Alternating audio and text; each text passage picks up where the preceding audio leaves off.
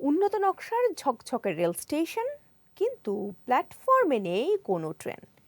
দিনের আলোয় আড্ডা, বিকেলে ভিডিও বানানোর ভিড়, আর রাত নামলেই মাদক ও অসামাজিক কর্মকাণ্ড। প্রায় 58 কোটি টাকা ব্যয়ে নির্মিত গাজীপুরের কালিয়াকৈরের বঙ্গবন্ধু হাইটেক রেলওয়ে স্টেশনের চিত্র এটি।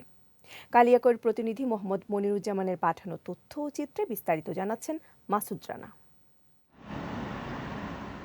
কালিয়াকৈর উপজেলার গোয়ালবাথান এলাকায় বঙ্গবন্ধু হাইটেক পার্কের একেবারে পাশে অবস্থিত স্টেশনটি হাইটেক সিটি থেকে মাত্র 100 গজ দূরে। একক প্ল্যাটফর্ম, একটি লুপ লাইন এবং আধুনিক সিগন্যাল ব্যবস্থা থাকলেও যাত্রী সেবার কোনো বাস্তব কার্যক্রম নেই।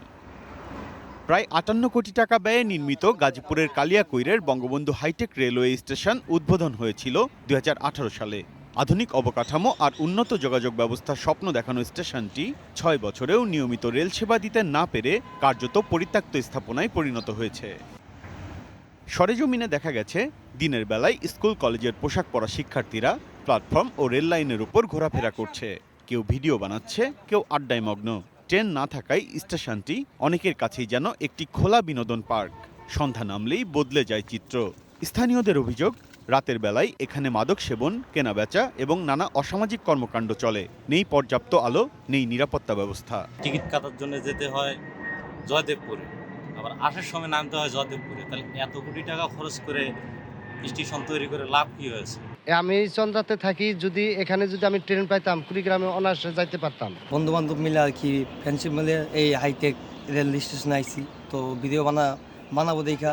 তো এখানে নীরব শুনশান জায়গা। সন্ধ্যার টাইমে তো এখানে একটা মানে মাদকে আঁকড়া হয়ে দাঁড়ায় আর কি, তো এখানে কেউ থাকে না।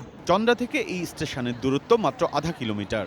যদি এখানে ট্রেন থামতো তাহলে সড়ক পথের যানজট কমার পাশাপাশি যাত্রীদের সময় ও খরচ দুই সাশ্রয় হতো। যে ট্রেন যদি এখানে আরও স্টপেজ করানো যায়, আনুষঙ্গিক সকল সুবিধাই পাওয়া যাবে এবং নিরাপত্তার ব্যাপারটাও নিশ্চিত হবে।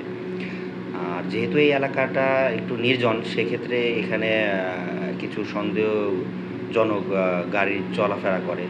ইতিমধ্যে আমরা এখানে কিন্তু অভিযান পরিচালনা করেছে। তো আমরা মোবাইল কোর্ট পরিচালনা করব।